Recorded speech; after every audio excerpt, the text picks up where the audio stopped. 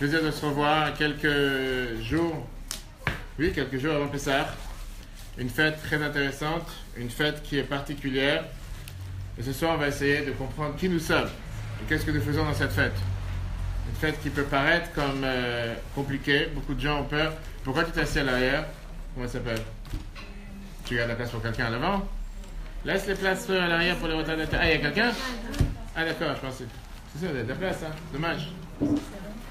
Ou bien de l'autre côté, il y a quelqu'un là-bas, vous? D'accord, comme tu veux. Mets-toi à l'aise. Une fête intéressante, une fête passionnante, une fête dans laquelle nous avons tellement d'enseignements riches, on peut s'arrêter sur des centaines et des centaines de détails, sauf qu'en une heure de temps, presque, on ne peut pas s'arrêter sur tous les points de cette fête. Alors, je ne vais pas parler du ménage ce soir, puisqu'on est avec des personnes qui ne font pas le ménage. Je ne vais pas parler non plus de la cuisine, puisqu'on ne parle pas avec les gens qui font la cuisine, n'est-ce pas? Surtout, c'est très intéressant de donner un cours de Pessah avec du Hametz sur la table, c'est très riche. On parle de la matzah, etc. C'est très intéressant. Mais ce soir, ce qu'on va voir ensemble, c'est un des paragraphes de la Haggadah, parmi tant d'autres, puisque la Haggadah, on parle toute la nuit. La Haggadah, c'est le récit de Pessah. Et on va voir comment il y a des paragraphes qui nous intriguent et qui nous dérangent et qui font en sorte que si on s'arrête et on se pose les questions et les bonnes questions, on doit forcément avoir des réponses. Et la Haggadah, par définition, le mot veut dire raconter. Je veux dire, lire la Haggadah sans comprendre, ça ne sert pas forcément à grand-chose. On a un devoir de comprendre ce qu'on dit, on a un devoir de raconter l'histoire. C'est une mitzvah de la Torah de raconter l'histoire de Pessah. C'est pas seulement une mitzvah, mais c'est une mitzvah de raconter dans tous ses détails. On vit avec la sortie d'Égypte chaque instant de l'année. Chaque mitzvah que nous faisons, c'est autour de la sortie d'Égypte.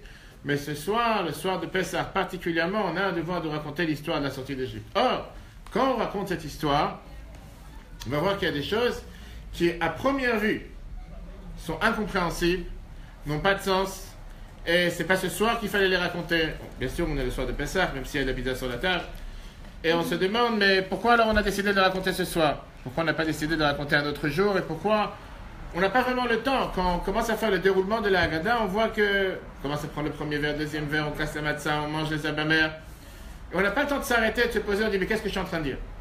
Alors avant de commencer à rentrer dans le sujet qui est les 4 fils ce soir, et après on verra qu'est-ce que chacun de ceux qui sont ici présents représente. Qui c'est qui a une fois lu la Haggadah en français? Comment tu t'appelles? Sarah. C'est un prénom juif. D'accord. Okay. Non, je mens. Et toi aussi. Les autres, est-ce que quelqu'un a une fois lu en français? Oui. Chaque année tu lis en français? Hébreu et français. D'accord. Pourquoi tu lis hébreu et français? Au cas où il y a des choses que je comprends mal. D'accord, très bien. Qui d'autre? Toi? Hébreu, français? D'accord. Qui d'autre? En face? Bonsoir. Bonsoir. Comment ça va? Très bien. D'accord. Tu lis la Haggadah? Tu lis la Haggadah? En hébreu. En hébreu. Pourquoi en hébreu? Tu comprends l'hébreu parfaitement?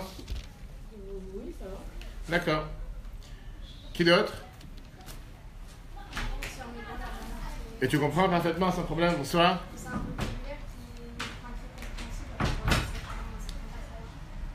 Donc, ce que tu comprends pas, tu zappes, tu sautes. Tu lis en français. Ah, pourquoi tu n'as pas levé la main? Ah, d'accord. Ok. Quelqu'un d'autre? Toi, t'as répondu, toi? En hébreu. Tu comprends l'hébreu parfaitement? D'accord. Ok, très bien. Donc, pas moi de te demander, puisque tu es la dernière à avoir répondu, est-ce que tu as parlé une fois des 4 fils? Oui. Est-ce qu'il y a quelque chose qui t'a dérangé quand tu as lu les questions-réponses avec les 4 fils? Pas trop, tout va, ça va bien. D'accord, très bien. Est-ce qu'il y a quelqu'un qui a lu l'histoire des 4 fils? Dans la Haggadah, oui? Ah, il y a le sage il y a le sage, il y a le racham, D'accord. après il y a le tam, le Oui. simple, après il y a le naïf. D'accord. Ouais. Comment tu l'appelles le naïf? Et celui qui ne sait même pas poser de questions. D'accord, donc tu l'appelles le naïf. C'est son nom, prénom? Je sais pas. D'accord. Et après, il y a le rachat. Et le rachat, c'est-à-dire? Le méchant. Le méchant, le rebelle? D'accord. Ok. Et? Pas de questions, tout va bien? Plein de questions. T'as plein de questions? Non, il y a plein. Pourquoi cet ordre-là? Alors? Cette question-là? T'as toutes les réponses? Bon, on s'arrête, on a fini le cours, merci pour être venu. Non, parce que le racham, Hein? il est à côté du simple. Par Parce que. Oui, toi, mais toi, alors, on ne parle pas maintenant de l'ordre exactement comment ils sont placés, ça on va voir après, mais je parle dans l'essence même. Est-ce que ça te dérange du fait qu'on a ces 4 à table? Est-ce que dans la famille tu as des frères et sœurs? Oui. D'accord. Est-ce que tu reconnais parmi les frères et sœurs les 4? Bah, non. Non. Vous faites tous partie de quoi? Tous les naïfs? Bah, ça dépend des. Ça dépendait. Ok. En fait, ça dépend de l'âge, ça dépend de tout ça. Donc c'est-à-dire que dans la famille tu reconnais un rebelle, tu reconnais un... Bah, ça dépend, c'est l'adolescence, après une partie de l'adolescence. Tu veux pas te prononcer? Voilà. D'accord, j'ai Moi, compris. je ne connais pas tout. Tu reconnais pas tout le monde. Qui tu n'as pas dans la famille? Simple. Le simple. Vous êtes tous intelligents. Non. Excuse-moi, Non, ça ne dérange pas. C'est pas soit simple, soit intelligent, il y a entre les deux. Ça veut dire quoi? C'est-à-dire que. Ça n'existe pas le je m'en foutiste, comme on dit en bon français. Celui qui en a rien à faire. Laisse-moi tranquille. C'est pas pour moi ce truc. C'est des degrés entre simple. Quel âge ils ont tes frères et sœurs? 28 et 21. Donc tu as pas. Donc ça veut dire quoi? Tu as un enfant qui te dit moi laisse-moi tranquille, les abat-mères, appelle-moi quand le plat il arrive. Qu'est-ce que tu prends la tête avec tes histoires? Ça m'intéresse pas. Parce que tu as déjà entendu une fois ce concept. Non? Ça te parle pas. D'accord. Et qu'est-ce que tu lui fais? Tu lui casses les dents. Mais c'est ce que tu dis. Non? J'ai sauté le sujet, hein. Je suis rentré directement, vous m'avez tous dit, vous comprenez, l'hébreu, français. Ah, bonsoir, comment ça va? Je m'ai demandé, tu lis en hébreu, français? En français. Tu as lu une fois cette histoire des 4 enfants? Non, tu as sauté le paragraphe, tu voulais pas te reconnaître. Non, mais il y a l'intelligent à l'intérieur. D'accord. Alors il y a l'intelligent, le mauvais, celui qui est simple, celui qui ne s'est pas posé de questions. Et on dit, comme on va voir après, que celui qui ne s'est pas posé de questions, celui qui est mauvais, le méchant, on doit lui agacer les dents, lui casser les dents, différents termes. Qu'est-ce que tu fais avec un enfant qui te dit, je suis un des frères et sœurs? Tu as un enfant qui vient et qui te dit, ça m'intéresse pas vos bêtises, laisse-moi tranquille. Tu m'appelles dès que le plat il est servi, tu casses la matzah, tu verses le premier verre, deuxième verre, tu poses des questions, tu me lèves le plateau, tu fais le plateau sur la tête. Laisse-moi tranquille, j'ai pas de temps à perdre, j'ai un match à voir, j'ai telle émission plus intéressante. Dès que tu arrives au plat, au repas, tu m'appelles. Qu'est-ce que tu lui dis? On essaye de lui faire poser des questions. Je suis pas intéressé à tes histoires. Je veux rien savoir, laisse-moi tranquille. Ça m'intéresse pas ton truc. Ça me parle pas.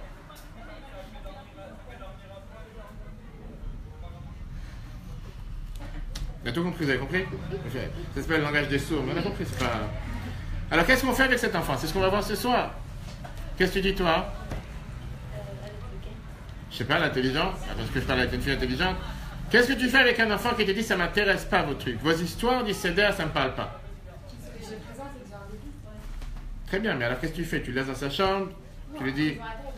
On s'évère, tu vois un petit peu mes questions, c'est ça. Tu as des frères et sœurs, tu en as tous intelligents bien sûr, je comprends que intelligent, mais est-ce que tu n'as pas un enfant où tu connais quelqu'un qui te dit ces choses-là ne me parlent pas? Très bien. Qu'est-ce que tu fais pour l'intéresser le soir de Pessah?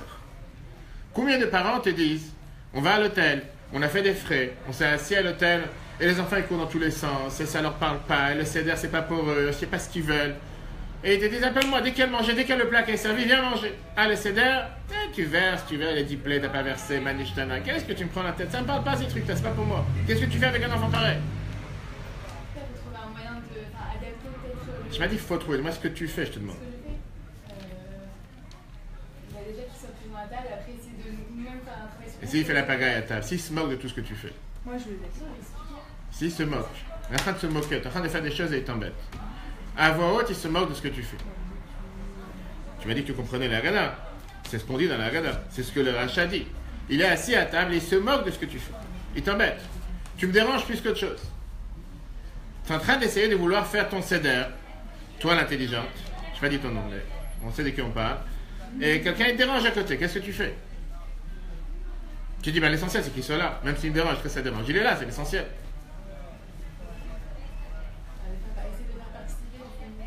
Tu m'as pas dit qu'est-ce que tu fais, tu me dis essaye. Mais qu'est-ce que tu m'en es assis maintenant à Seder? Tu vois pas la matzah sur la table, elle est très belle. Mais bon, c'est presque la matzah. Qu'est-ce que tu fais? Quelqu'un qui est là, qui te dérange, qui te laisse pas parler, qui te laisse pas avancer, qui se moque de ce que tu fais. Moi, je l'écoute, je vois ce qu'il veut dire. D'accord? J'essaie de comprendre. Alors je te dis ce qu'il veut dire. Il te dit que tes histoires ne m'intéressent pas. D'accord? Je lui dis d'accord. D'accord. Alors qu'est-ce que tu veux? Mon cher fils, mon cher frère, qu'est-ce que tu veux? Qu'est-ce que tu lui Je dis? t'aime quand même. Mais j'ai pas parlé de pas l'aimer. J'ai pas Non, dit de mais donner une je classe. dis ça. Ah, tu lui dis je t'aime quand même. Et ça s'arrête dans la discussion? Non, mais si c'est un fils, c'est quand même. Il y a toute une histoire. Ok. Très bien. Quelqu'un d'autre? Toi? Bonsoir. Bonsoir. Hein? Qu'est-ce que tu fais avec un enfant pareil?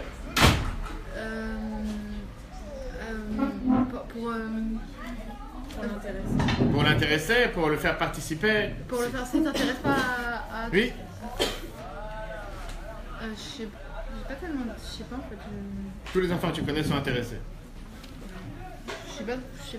Je sais pas. D'accord, ben on l'accepte. Bonsoir. Ok, et donc ce qu'on va voir ce soir, c'est qu'être un parent, ce que vous allez toutes être, si Dieu veut, très prochainement, dans le futur, dans les prochains 10, 15, 20, 30, 50 ans, on a un devoir de pas seulement faire les choses pour faire, en tant que faire pour nos enfants, mais on a un devoir de les faire, et surtout, on fait tellement attention à tous les rituels, on fait tellement attention à tous les détails du Seder. Quel plat, quel matzah, quelle herbe amère, quel eau salée. Mais parfois, ce qui devrait être le point le plus important du Seder, qui sont nos enfants, puisque la Torah nous dit le devoir qu'on va tout de suite voir dans le départ, le fait de raconter l'histoire de la Haggadah à nos enfants, c'est totalement à côté. Ils sont en train de courir dans tous les sens, si c'est à l'hôtel ou si c'est à la maison, ils ne se sentent pas du tout intéressés, ils ne sentent pas qu'ils sont partie prenante du Seder, ils ne se sentent pas totalement intégrés dans ce qu'on est en train de faire. Impliqués, merci. Peut-être que des fois ils seront là, mais ils sont là juste parce qu'il faut être là, en train de subir la sortie d'Égypte. Peut-être ils sont en train de passer l'enfer de leur vie, ils attendent que le moment se termine. Et qu'est-ce qu'on fait avec ces enfants-là? Quand on regarde la mitzvah essentielle de la soirée de ce soir, nous sommes le soir du Seder, regardons le premier numéro 1 dans vos livres, dans vos feuilles de sources, c'est écrit, la Torah nous dit dans Chumash Shemot, Veigata levincha bayom ha'u lemor, tu devras raconter à tes enfants ce soir, Ba'avour ze Hashem, asa Hashem li betzetim mitzrayim. C'est à cause de ça que Dieu m'a fait sortir d'Égypte. En deux mots, le soir de Pesach, le mitzvah essentiel, c'est de raconter à nos enfants la sortie d'Égypte. Tu peux avoir préparé la meilleure matzah, le meilleur seder, le meilleur vin, la meilleure hôtel, la meilleure plage, la meilleure piscine, tout ce que tu veux. C'est pas Pesach. Pesach, c'est le devoir des parents, père et mère, s'asseoir à table et de raconter l'histoire à nos enfants. Et si les enfants sont un casse-tête plus qu'autre chose, il faut mieux faire autre chose. C'est pas le soir du seder. C'est le soir que la Torah nous donne le devoir. C'est une mitzvah de la Torah, pas une mitzvah de nos sages, dans laquelle on doit faire participer les enfants. Pas juste parce qu'ils ont posé Manishtana, on applaudit des mains et rentre chez toi. C'est bien qu'ils ont posé Manishtana, c'est très bien. Mais Manishtana, c'est juste le début de la Haggadah, c'est pas toute la Haggadah, c'est pas l'histoire de la sortie d'Égypte. À la rigueur, j'allais dire Manishtana, c'est très bien, mais c'est juste les questions. Alors effectivement, il y a des parents qui ne veulent pas affronter les questions des enfants parce qu'ils n'ont pas quoi répondre. Ça même, c'est un autre sujet. Mais un enfant qui te pose une question, tu dois être censé répondre. Et ça, c'est le soir de la Haggadah, le soir de Pesach. Le plus grand problème que nous avons avec les 4 enfants, c'est que la Torah nous a donné le devoir d'asseoir les 4 à table. Les 4 doivent être présents. Tu ne peux pas dire, celui-là n'est pas intéressé, celui-là, il est totalement space, en français, il n'est pas là. Celui-là, laisse tomber. Vaut mieux pas qu'il soit à table, parce que s'il va être là, il va faire vraiment la foire totale, il va confondre Purim et Pessah. La Torah, elle vient et te dit, tu dois avoir les 4 enfants. Alors, bien sûr, au passage, beaucoup de gens demandent pourquoi on a dit les 4 garçons, pas les 4 filles. On parle à des étudiantes, parce que chez les étudiantes, il n'y a que des intelligentes. C'est ce que certains disent, il y a toujours des exceptions. Pas l'assemblée présente exclue, comme on dit. Mais en règle générale, la Torah te dit les 4 garçons, parce que chez les garçons, on voit toujours ces différentes raisons. Regardons ce que la Haggadah nous dit. Et regardons, faisons attention au texte. Et on va voir que dans le texte, il y a quelque chose de particulier. Deuxième ligne, la Torah nous parle de 4 garçons. Et je traduis le mot littéralement. Echad chacham, un sage. Echad racha, un mécréant ou un rebelle. Echad tam, celui qui est le simple. Ve'echad she'eno yodea lishol, celui qui ne sait pas poser de questions. Et la question que moi je vous demande, si on parle bien l'hébreu, on parle tous hébreu ici correctement, parce que tout le monde dit la Haggadah en hébreu, pourquoi on dit 1 et 1 et 1 et 1? Oui, c'est ce qu'on vient de voir. Si on parle hébreu, on aurait dû dire normalement, le premier il est tel, le deuxième il est tel, le troisième il est tel, et le quatrième il est tel. 1, 2, 3, 4. Pourquoi on dit echad, echad, echad, echad? Ça n'a pas de sens, c'est pas comme ça qu'on parle. On aurait dû ou dire, on a ici 4 enfants à nommer les 4, ou bien dire le premier, le deuxième, le troisième, le quatrième. Et là, on voit qu'on nous dit le premier, et le premier, et le premier, et le quatrième premier. Et c'est pas comme ça qu'on parle en général. Ça même, est-ce que ça a dérangé quelqu'un jusqu'à aujourd'hui? Je ne pas dit que ça doit forcément déranger, mais c'est une question. Parce que tout le monde a sa place. Tout le monde a sa place. Mais pourquoi tu dis 1 et 1 et 1 et 1? C'est une personne. On ne va pas dire que par le nombre d'entrées. D'accord. On va mettre celui qui est... On est en classe à l'université juste à côté, et le prof il demande d'où viennent les étudiantes ici présentes, viennent de différents pays, et il va dire comme ça, l'une vient de France, l'une vient d'Amérique, l'une vient d'Israël, et l'une vient, je ne sais pas d'où, d'autres pays, où il va dire l'une et l'autre, la première, la deuxième, Il y a quand même des différentes manières de parler. Tu ne dis pas à chaque fois l'un et l'autre. D'accord? Hein? C'est plus valorisant de dire l'une, c'est. Ah, c'est comme ça qu'on parle. L'une, c'est comme ça. Tu as entendu Mais quelqu'un? c'est plus valorisant. D'accord. Donc on a ici une prof qui nous dit qu'il faut dire l'une à chaque fois, c'est comme ça qu'on parle. Ça ne dérange pas, c'est pas choquant. D'accord.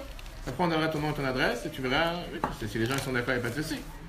Sauf que les Chachamim nous donnent les différentes explications qui est pourquoi on dit Echad, Echad, Echad à chaque fois un et un et un. Pour nous dire ici le sens, c'est pas juste l'un, c'est dire que ce soit le Chacham ou le Racha, peu importe quel est cet enfant, tu as un devoir de l'enseigner. C'est ce qu'on a voulu dire.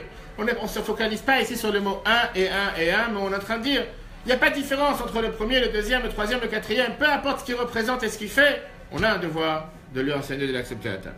Très bien. Celui qui a mis la Haggadah en place, on n'a pas le temps ce soir de rentrer dans les détails, qui a mis la Haggadah en place, les différents paragraphes, les différents morceaux, nous fait remarquer qu'avec des parents, et on a tous la chance d'avoir des parents, grands-parents, parents, tout le monde connaît des parents. Combien de fois on demande à un parent de s'occuper d'un enfant, il dit « Ah, lui, laisse tomber. Pas besoin de m'occuper de lui, il est tellement intelligent, ça ne sert à rien de perdre son temps avec lui.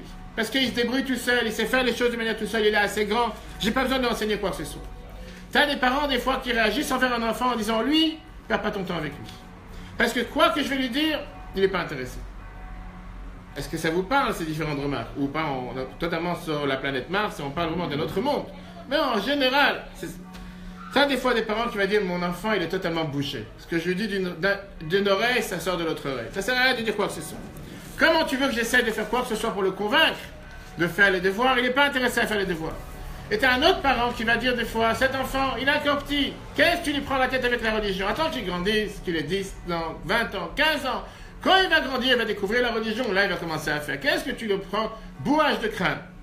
J'ai une maman qui m'a dit ça une fois, elle a mis son fils au Talmud Torah, au Metravat Seneman, et elle me disait comme quoi, je vous en supplie, pas de bourrage de crâne. Je lui ai dit, expliquez-moi qu'est-ce que ça veut dire. Moi, je connaissais les imprimantes avec les bourrages de papier, mais qu'est-ce que ça veut dire bourrage de crâne? Elle m'a dit, je sais pas, j'ai pas envie que tu reviennes à la maison et qu'ils me disent, il faut se laver les mains, il faut commencer à manger cachère, il faut mettre ci. J'ai dit, bourrage de crâne, on fait pas de bourrage de crâne, on dit ce qu'il y a à faire. Après, si un enfant, il décide de prendre la tête à sa mère pour faire telle et telle chose que tu veux, j'ai pas bourré le crâne, c'est pas... Regardons ici le commentateur, Shirva Shavar. Eh bien, il te dit, ce qu'on vient de voir dans le texte, Ma'ya Chassalo, qu'est-ce qui manquait dans le Baal Haggadah, celui qui a mis la Haggadah en place? Pourquoi il n'a pas dit Chacham, Racha, Tam et Sheno Dalishol, sans dire le mot Echad? On a l'enfant intelligent, l'enfant rebelle, l'enfant simple, celui qui ne sait pas poser de questions. Mais il est en train de te dire Echatam ve'Echad Muad, ça veut dire Ben ou Ben, soit l'un, soit l'autre. En deux mots, en train de te dire, surtout pas dire sur l'enfant mauvais, celui qui est renégat, celui qui est là pour embêter, celui qui est là pour se moquer, celui qui est là parce qu'il n'est pas intéressé, comme tout le monde a dit, mais il est quand même là. On ne discute pas. Mais est-ce que c'est l'enfant qu'on voudrait passer avec lui la nuit du Seder? Est-ce qu'on est parti au restaurant ce soir, ou on est parti à la plage, on est parti à l'hôtel, pour être assis à table avec un enfant qui n'arrête pas de se moquer de ce qu'on fait? Ou bien un enfant qui n'arrête pas de sauter en l'air, qui n'arrête pas de faire la foi? Il déconcentre ceux qui sont bien intéressés, il fait en sorte que ceux qui voudraient participer ne peuvent pas participer. Comment on fait quand on est dans une classe? Quand on est à l'école ou qu'on est à l'université, il y a un enfant ou un élève qui est le perturbateur numéro 1. Qu'est-ce qu'on va faire avec lui? L'essentiel, c'est qu'il soit là. Je t'aime bien. Voilà ce que tu as dit. J'aurais bien voulu connaître le prof, qu'il a un élève dans sa classe qui perturbe tout le cours du début jusqu'à la fin et que le prof lui dit « Je t'aime bien, je t'admire énormément, continue ce que tu fais, tu déranges personne. » Comment tu t'appelles? Laura. Ça, c'est ce que Laura elle a dit tout à l'heure. Elle n'en voulait pas. Elle n'a pas fait exprès, mais elle pensait dans le monde idéal. Dans le monde réel, tu es assis à table avec un enfant qui perturbe du début jusqu'à la fin. Et tu sais qu'il y a 3 heures à passer maintenant ensemble. Finalement, tu as mis les économies de ta vie ou de l'année pour aller dans les hôtels les plus chers, pour passer la nuit du Seder. Et tu as un enfant qui est à table et qui dit j'en ai rien à faire de ce que vous faites et il perturbe, il n'est pas intéressé. Tu lui dis de ne pas boire le vin, il commence à boire le vin. Tu dis attends de manger la matzah, il mange d'abord le maror. Il fait tout à l'envers. Et pas parce qu'il ne comprend pas, parce qu'il est petit. Quand un enfant petit, tu peux pas lui en vouloir. Il fait exprès. Votre Seder, votre ordre ne m'intéresse pas, ne me parle pas. Et Laura nous dit, dis-lui, je t'adore mon fils, ou ma fille, je t'aime bien, continue à faire ce que tu fais. C'est pas toi, c'est quelqu'un d'autre. Pas... Ok. Et donc la question elle est, comment faire quand tu as 4 enfants différents assis à table? Quand tu as 4, j'aurais dit, pas seulement modèles de société, 4 types de personnes différentes. Alors, on sort du contexte table, seder, famille. Dans la religion juive en général, dans la société, dans le milieu dans lequel nous vivons, dans nos familles, Tu peux très bien avoir un enfant qui est intéressé, un enfant qui est moins intéressé, un enfant qui est pas forcément... Il sait pas de... C'est quoi cette personnalité de celui qui ne sait pas poser de questions? Il est vraiment bête. Quelqu'un tout à l'heure, il a parlé de naïf. C'est qui a dit le mot naïf? C'est toi. Après, tu seras puni. Qu'est-ce que c'est le naïf? C'est pas quelqu'un qui n'est pas intéressé. Ça ne me parle pas. T'as jamais vu des gens que Dieu les en préserve, il y a un accident, quoi, ils continuent la route. Ils n'ont rien entendu. Mais t'as pas vu quelque chose qui va se passer? Ils disent, je sais pas. Ah bon, il y a quelque chose, je me retourne. Ils n'ont pas compris. Il y a des gens qui sont slow, comme on dit. Tu sais, slow motion. Des gens qui sont juste là, qui réalisent. C'est pas forcément mauvais. Et t'as quelqu'un qui, à 200 mètres, il entend une voiture qui a freiné sec, il se perturbé. Qu'est-ce qui se passe? Cet enfant, ça ne me parle pas. Je suis là, je suis mignon. Je suis assis à table. J'ai un bon plat. Il y a les galettes. Ah bon, ils sont sortis d'Égypte? Je sais pas. Quand est-ce? De quoi tu parles? Les parents? C'est ça, il n'est pas naïf. C'est juste une belle histoire. Et quand tu lui demandes réellement qu'est-ce que tu aurais voulu faire ce soir, il dit, je sais pas, il y a quelque chose d'intéressant dans la rue. Juste m'asseoir dans le square. Tu prends une galette, 3000 ans, des herbes amères, trempées dans l'eau salée. Mais qu'est-ce que vous prenez la tête avec des histoires? Viens là, Agada, il nous dit ici, comme je vous ai dit, on peut parler des heures, on n'a pas vraiment le temps de décortiquer les 4. Parce qu'on peut parler des heures sur chaque enfant. Ce qu'on va voir ce soir, on va voir les 2 plus pires. Et les 2 enfants qui sont apparemment les 2 extrêmes. Qu'est-ce qu'on est censé faire avec ces enfants-là? Premièrement, le chacham, l'intelligent, parce que ici tout le monde sont intelligents, on ne parle pas d'eux. On va parler surtout du rachat, celui qui est le mécréant, celui qui est le mauvais, et celui qui ne sait pas poser de questions. Ces 2 enfants, c'est les 2 premiers que la Torah nous dit qu'on doit faire attention à eux. Le rachat, c'est celui qui dérange. Celui qui est là, qui n'arrête pas de tout faire pour nous déranger. On va y arriver, on va s'occuper de son cas, comme on dit. Il vient à la fête pour gâcher la fête. C'est pas qu'il n'est pas... T'es pas intéressé, ne viens pas. Il dit pas, je viens pas. Je viens, je vais vous montrer comment ce que vous faites, c'est des bêtises. Il vient pour détruire toute l'atmosphère. Il vient pour gâcher la fête. Et à la rigueur, tu dis, qu'est-ce que tu es venu faire ici? Ça ne te parle pas, ça ne t'intéresse pas, rentre chez toi. Ça, c'est le premier sentiment que quelqu'un de normal aurait dit. Et il y a certains qui auraient dit, je suis tellement content que tu es venu. Je t'aime comme tu es. Heureusement qu'il y a un perturbateur. Donc, c'est un cas. Il y a le deuxième, c'est celui qui nous donne beaucoup plus de casse-tête. Beaucoup plus que le rachat. C'est celui qui nous inquiète beaucoup plus. Celui qui est totalement abonné absent. C'est-à-dire abonné absent. Il est là sans être là. Tu te demandes, est-ce qu'il est là? Ou est-ce qu'il n'est pas en coma éthylique? C'est vrai, on n'a pas le droit de boire en Pessah. On n'a pas le droit de boire toute l'année. Ou il est là, mais tu te dis, mais qu'est-ce qu'il fait à table? Il réagit à rien. Tu te demandes, mais qu'est-ce que tu... Il est là, à la rigueur pour prendre une place. Que Dieu nous en préserve, c'est pas forcément quelqu'un qui est malade, mais c'est quelqu'un que spirituellement, il est totalement endormi. Il est là, tu lui dis, lève le verre, prends l'assiette, il prend l'assiette, mais il n'est pas là. Il est là sans être là. Et là, on va voir la différence de réponse que la Haggadah nous donne de faire envers ces 2 enfants, qui est totalement différente. D'abord, c'est une réponse qui nous dérange. Regardons ici dans la Haggadah, le 3e chapitre. Racha Ma'u Omer. Qu'est-ce qui vient ce mécréant? Qu'est-ce qui vient cet enfant rebelle? Qu'est-ce qui vient et qui te dit? Racha, ici la Haggadah, 3e chapitre. Pas le numéro 3, 3e chapitre. Racha Ma'u Omer. Ma avoda azot lachem, il vient et te dit, mais qu'est-ce que vous êtes en train de faire? Écoutons bien ce qu'il dit. Lachem velolo, vous et pas moi et pas lui. Viens, la Haggadah lui dit, ou le fils minaklal, puisqu'il s'est exclu de tout le monde. Fata, toi aussi, à Ketchinaf, tu dois lui briser les dents, lui agacer les dents, en 2 mots, lui fermer la bouche. Vraiment, il dit, lui, il lo hayasham, lo hayanigal. Si tu aurais été en Égypte, tu ne serais pas sorti. Et moi, la question que je demande, est-ce que vraiment c'est une manière de faire avec un enfant qui perturbe? Tu lui dis, sois content que tu es là, tu aurais été en Égypte, tu ne serais jamais sorti d'Égypte. Est-ce que c'est la manière de faire de le renvoyer de la table, puisqu'il dérange? Et c'est ce que la Haggadah te dit de faire. Tous ceux qui ont dit tout à l'heure, qui disent la Haggadah en français ou en hébreu parce qu'ils comprennent tous l'hébreu, bravo. Mais c'est ce que vous allez dire, vous apprêtez à dire lundi soir, à moins qu'on ait un nouveau livre. Et pour l'instant, c'est le livre qu'on répète depuis 3329 ans. 2448 ans qu'on dit la Haggadah. Alors c'est vrai que ce n'était pas au départ la même Haggadah qu'on a aujourd'hui. Mais est-ce que vraiment c'est ce qu'on attend de faire avec un enfant qui dérange? Comment tu t'appelles? Mazal. Mazal. Qu'est-ce que tu en penses? Tu as des enfants, des frères et sœurs? J'ai un petit frère. T'as un petit frère. Il dérange jamais à table? Non. Sage comme une image. Oui. D'accord. Est-ce que tu connais un enfant qui dérange? Dans ton entourage, tous les enfants sont sages, intelligents, ils ne bougent pas, carrés. Non. Il y en a qui dérangent. Oui. Qu'est-ce que tu fais avec un enfant qui dérange? Tu lui dis prends la porte? Non. C'est ce qu'on est en train de dire.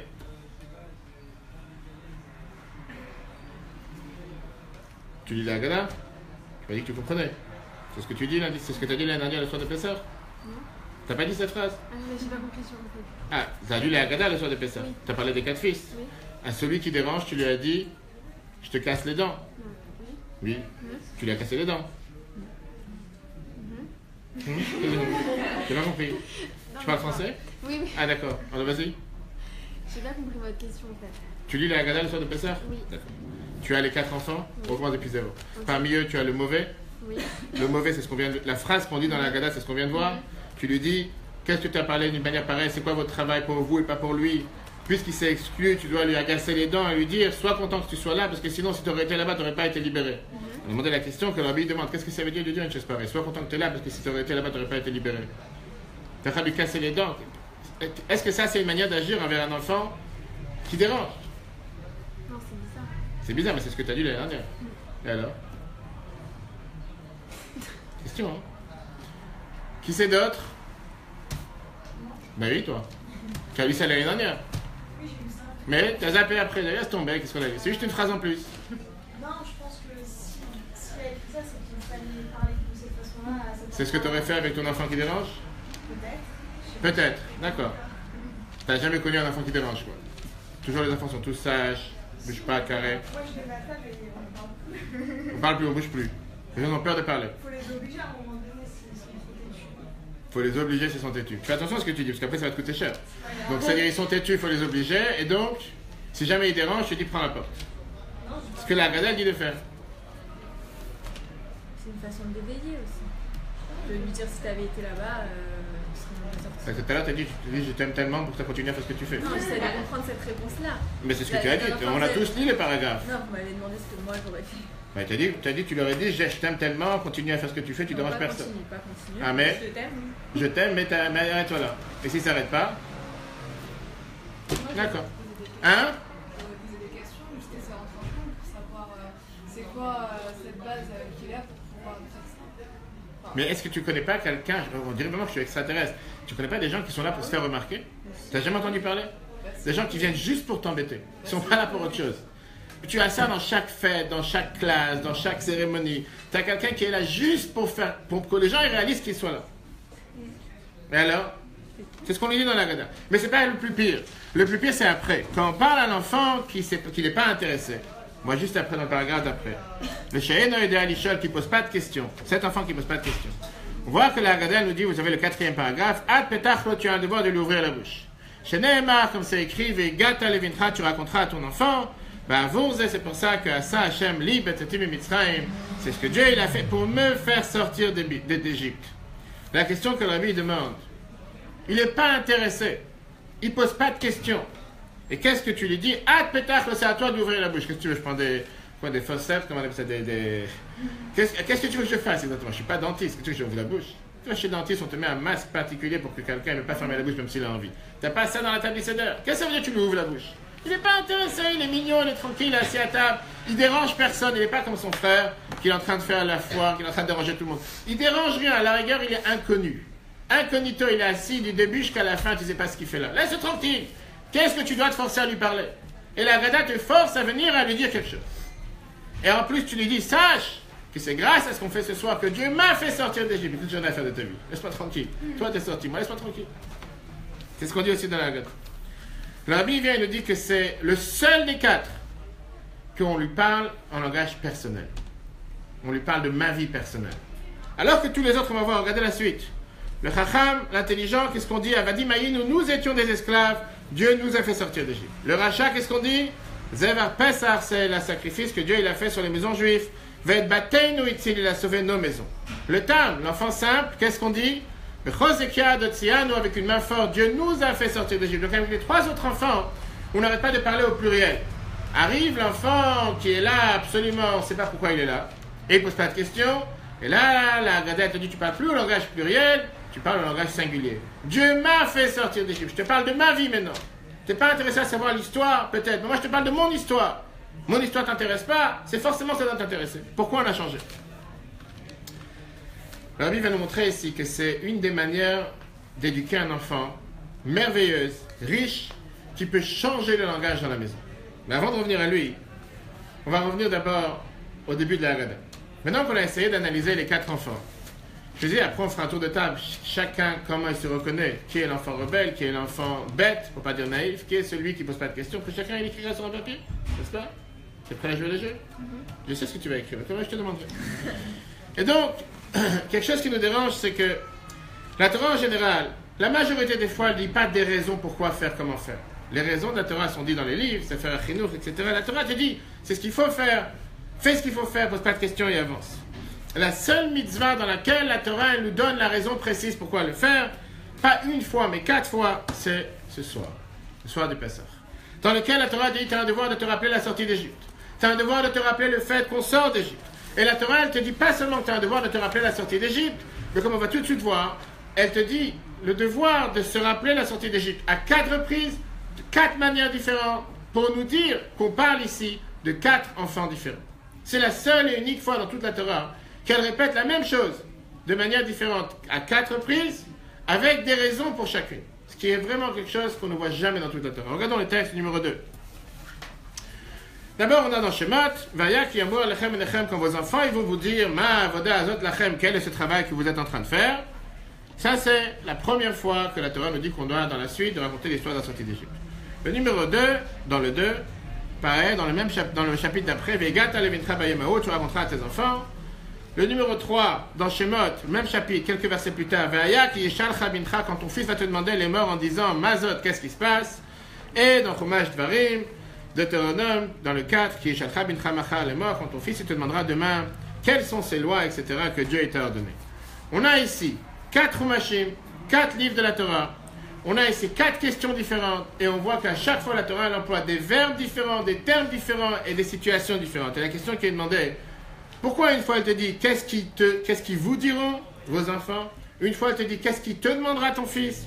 Une fois elle te dit tu raconteras veigata sans même poser de questions. Et une fois, elle te dit, quel est ce travail pour vous, ou quelles sont ces lois, ou bien une fois, elle te dit, qu'est-ce que c'est.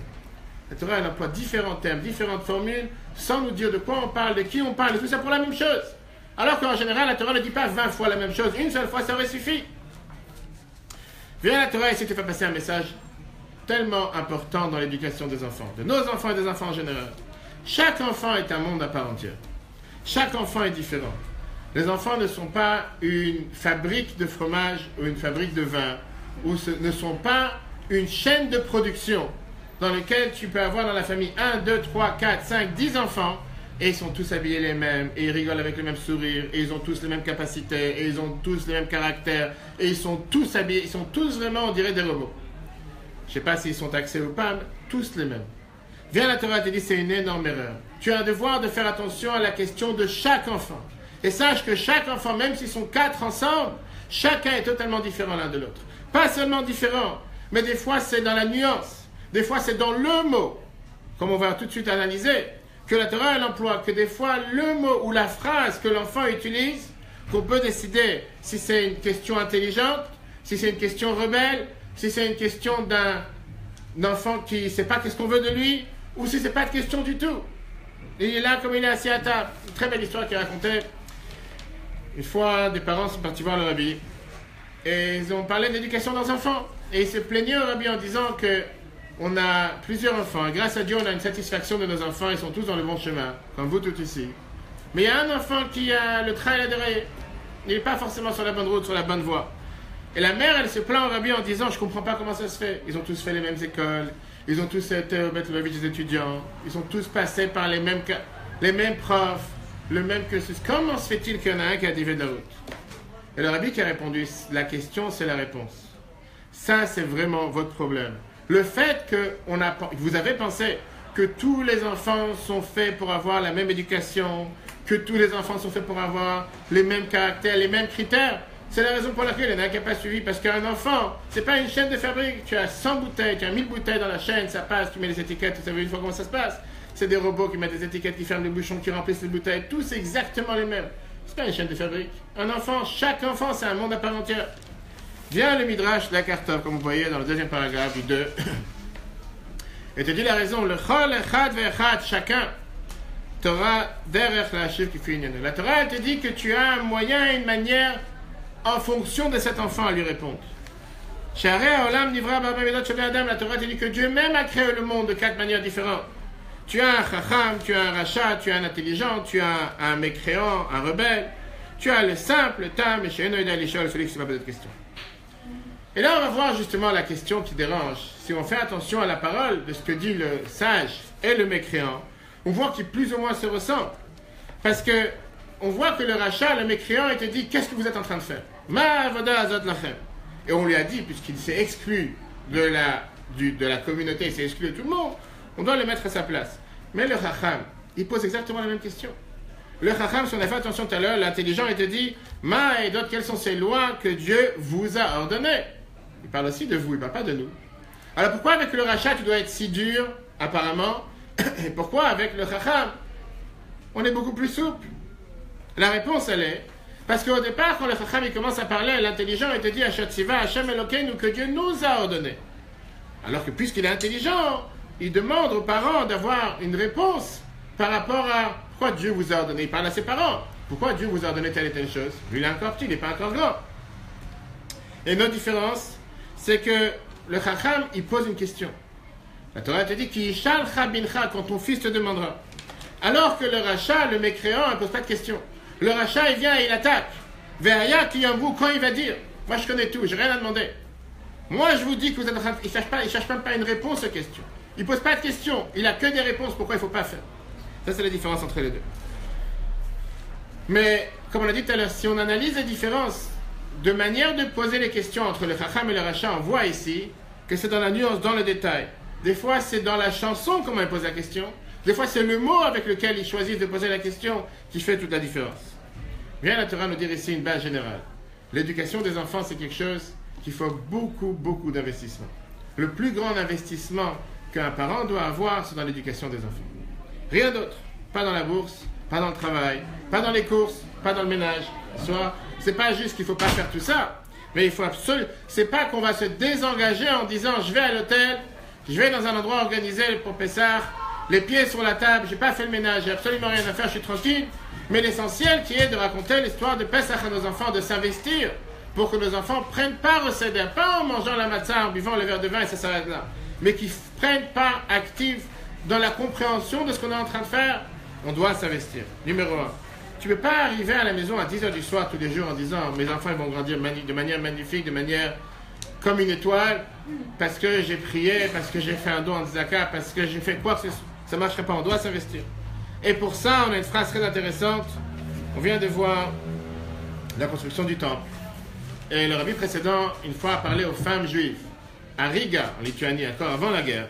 Et il a dit que c'est intéressant de voir que les femmes, pendant la construction du temple, ils ont donné leurs bijoux. C'est très bien. Ils étaient les premiers à venir, à contribuer pour la construction du temple. Et la Torah nous dit qu'ils ont donné 4 types de bijoux. Ils ont donné des boucles d'oreilles, des boucles de nez. Je ne sais pas si ça s'appelle comme ça aujourd'hui, mais c'est ce que la Torah nous dit. À l'époque, ils avaient des bagues de nez. Ils ont donné des bagues, tout court, et ils ont donné des bracelets. Vient les Venezra, mais c'est un bracelet pour la main, et Rashi nous dit que c'était des diamants ou des bijoux qu'ils mettaient dans les parties intimes. Vient le rabbi précédent, et il dit que le fait que les femmes ont donné ces 4 bijoux, ça représente 4 manières d'éduquer les enfants. Quand on parle des boucles d'oreilles, un parent doit faire attention et entendre. Qu'est-ce que ses enfants parlent, qu'est-ce que ses enfants discutent. Il doit savoir comprendre et entendre qu'est-ce que ses enfants demandent, qu'est-ce que ses enfants se tournent vers lui. Quand on parle des boucles du nez ou des bagues de nez, un parent doit savoir sentir qu'est-ce qui intéresse ses enfants. Il doit avoir cette sensibilité de pouvoir détecter qu'est-ce qui intéresse son enfant. Quand on parle des bagues tout court, des bagues de doigts, on voit la différence. Savoir comment guider, avec le doigt on guide une personne. Savoir un parent doit s'intéresser à comment guider, comment montrer le chemin à ses enfants. Et quand on parle des bracelets, si c'est pour le bras, savoir comment, avec force, pas méchanceté, mais avec force, comment guider les enfants. Et si on parle des parties intimes, comment montrer aux enfants les lois de pureté familiale, comment grandir dans la pureté et avec la sainteté comme la Torah nous enseigne. Ça, c'est au passage. Mais l'idée, elle est, quand j'ai 4 enfants à table, j'ai 4 différentes manières de voir les choses. Avec qui je dois m'occuper le plus? Avec qui je dois mettre le plus d'efforts?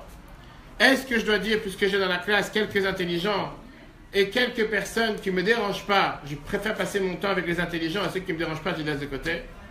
Ou, comme Laura a dit tout à l'heure, puisque j'ai un enfant qui est diable et qui fait vraiment la foi et qui laisse personne apprendre, je vais lui dire sans arrêt je t'aime et on avance, avec qui on doit mettre le plus d'impact. La Torah a mis en ordre les 4 enfants dans la manière avec laquelle on doit se consacrer et s'occuper de ces enfants-là. La Torah a mis le premier, je ne parle pas comment ils sont dans la Haggadah, je parle comment ils sont dans la Torah, comme on vient de voir dans le chapitre 2. La Torah a mis le premier, le rachat, le mécréant. Le deuxième, celui qui ne s'est pas posé de questions. Le troisième, le simple. Et le quatrième, qu'est-ce qui nous manque? Le chacham. Alors que la Haggadah, elle a mis un ordre différent. La Haggadah, elle a mis d'abord le chacham, après le rachat, après le mauvais, le simple, et celui qui ne s'est pas posé de questions. Vient le Maharal de Prague. Et le Maharal, il nous dit, juste avant le numéro 3, il nous dit la chose suivante. La Torah, elle te met l'ordre en fonction de celui qui est le moins intéressé à celui qui est le plus intéressé. C'est logique. C'est pour ça que la Torah a mis ça dans cet ordre. Mais pourquoi? La Torah te dit, occupe-toi, l'urgence, c'est de sauver celui qui est le plus pire. Celui qui est déjà dans le bon chemin à la rigueur, il est déjà dans le bon chemin. La Boudraham, il vient et t'explique que la Haggadah, elle te dit, elle les a mis en place en fonction de leur intelligence. En fonction de leur intelligence, pour montrer comme quoi un parent, quand il a 4 enfants, il veut montrer à ses amis qui est l'enfant qui fait Sciences Po, qui fait la Sorbonne, qui est vraiment de haute gamme, et qui est celui qui est en train de perdre ses nuits dans la rue. Il n'y a pas montré à la famille en disant ça, c'est celui qui est en train de traîner dans la rue. Celui-là, bon, on ne veut pas dire qu'est-ce qu'il fait. Il n'y a pas être tellement fier avec lui. Mais nous, on va parler après ce que la Torah nous dit. Et la Torah nous dit qu'on doit s'intéresser du plus pire au moins bien, au meilleur. Le plus pire, c'est le rachat. Et après ça, on a le Shein, celui qui n'aime pas poser de questions. C'est pour ça, avec une histoire. Mon grand-père, le grand-père de ma femme, qui s'appelait le Rav Berel Baumgarten, qui était le premier shliach du Rabbi en Argentine en 1956. Tous étaient présents à l'époque. Quand le Rabbi l'a envoyé à l'époque en Argentine, en Amérique du Sud, il dirigeait Chabad pour l'Amérique du Sud. Juste avant, il était prof dans une yeshiva à New York. Une yeshiva, c'est officiellement une école d'études rabbiniques pour des enfants religieux et pratiquants. Une fois, il s'est rendu compte qu'il y a un enfant qui disparaissait de la prière pendant Shabbat, un des élèves, et que quand il revenait, il sentait le feu. Qu'est-ce qu'il est parti faire? Il lui a dit de venir chez lui. Hein? Il lui a dit de venir chez lui. Je n'ai pas entendu. Il lui a dit de venir chez lui. Non, mais avant, qu'est-ce qu'il est parti faire? S'il sortait, il revenait, il sentait le feu. Il a pleuré. Il est parti fumer. Toi, tu penses déjà trop vite. Il est parti fumer. Bref, et il n'y avait pas d'erreur. C'est samedi, Shabbat, on ne fume pas, on ne discute pas. En général, parce que quelqu'un ne sait pas. Et il savait très bien que cet élève disparaissait du cours ou de la prière pour aller fumer pendant Shabbat. Et le problème, c'est que les gens sont au courant, la classe est au courant, les élèves sont au courant. Et il a commencé à entendre les autres élèves de la classe dire, tu sais, il est parti fumer, il fume Shabbat. Et il a eu peur qu'il va entraîner quelqu'un d'autre. Et surtout que c'était un enfant qui vient d'une famille religieuse, pratiquante. Et il s'est dit, ça va avoir un mauvais impact sur les autres. Les gens disent, ah, il est parti fumer, il va savoir si moi je... Bref. Il s'est dit, il faut que je demande, j'essaie de quoi faire avant de me prendre une décision. Est-ce que je me sépare de cet enfant? Est-ce que je dis, je t'aime, je t'adore? Ou va savoir quoi d'autre? Il a écrit au Rabbi. Il a écrit au Rabbi en disant la situation, qu'est-ce qu'il doit faire? Le Rabbi lui a répondu 4 mots. Regarde le livre Avot de Rabbi Nathan, chapitre 2. Qu'est-ce qui est écrit dans ce livre? Là-bas, on nous parle de Aaron, le grand prêtre. Quand il voyait quelqu'un qui faisait un péché, qui faisait une faute, il l'embrassait et lui disait, qu'est-ce que je t'adore, mon fils? Pas la faute. L'enfant. Quand quelqu'un il fait une faute, il fait un péché, on doit se rappeler l'amour de Aaron en disant, pourquoi? Parce que cet enfant, avec Aaron, quand il disait, mais c'est pas possible, avec l'erreur que j'ai fait, Aaron, il m'aime tellement, je ne peux pas le décevoir. Je suis obligé de faire ce qu'il aime. Et s'il ne veut pas, je ne vais pas le faire parce que je l'aime. En 2 mots, il est en train de dire, avant de s'occuper de cet enfant, occupe-toi de toi-même. Ta vision des choses. Est-ce que tu vas te déchaîner sur cet enfant parce que c'est un mauvais, parce que c'est un ennemi, parce que c'est un mécréant, ou bien au contraire, tu vas regarder sur cet enfant comme un diamant, en se disant que certainement il passe une période difficile, et il a besoin d'aide, il a besoin de soutien. Et si tu vas prendre cette approche, tu vas pouvoir le changer radicalement. Pas le radicaliser, mais au contraire, à 180 degrés, de la situation la plus pire à la situation la meilleure. Vient le rabbi précédent, et il nous dit, c'est la raison pourquoi on a demandé tout à l'heure la question 1 plus 1 plus 1 plus 1. Vous rappelez la question? Pourquoi on a dit un chacham, un rachat, un simple et un celui qui ne s'est pas posé de question? On n'a pas dit 2, 3, 4, 5. Et il te parle ici avec une révolution que le rabbi précédent a créée à l'époque sur la manière comment nous devons regarder nos enfants. Il te dit, les parents, imaginons-nous la scène. On est assis maintenant à la table du Seder. Et les parents, ils sentent qu'ils sont en train de perdre vraiment la situation, devient incontrôlable. Parce que quand vous avez plusieurs enfants à table, il suffit qu'un commence à faire quoi que ce soit, il entraîne son frère, il entraîne sa sœur. Tu reconnais ces histoires, non? Comme ça se passe dans la famille? Ok. Bon, alors, au moins, je me sens à l'aise. Jusqu'à présent, je pensais que je parlais avec des extraterrestres. Tout va bien, on est tous carrés, personne bouge. Comme si, je sais pas, moi aussi j'ai des enfants. Il ne faut pas dire que tous les enfants sont assis, tous les cédères, du début jusqu'à la fin, sans bouger, vraiment calme. On a des enfants de différents âges et c'est normal qu'un enfant ne peut pas rester assis comme. Viens, le rabbi précédent, il te dit, si jamais un enfant, il vient, il est assis à la table du cédère et il se moque, et il n'est pas intéressé, et il casse l'ambiance, juste quand tu fais qu'il douche, il verse un verre de vin sur la table. Juste quand tu casses le matzah, il mange un morceau de matzah. Bref, tu te dis, mais il te fait bouillir. Tu sais pas quoi faire. Tu es près de l'explosion. C'est arrivé une fois? Pas toi, dans le monde réel. Oui, c'est arrivé. Qu'est-ce que tu as fait? Tu as claqué la... C'est pas tes enfants. Je ne mets pas, laisse-les faire.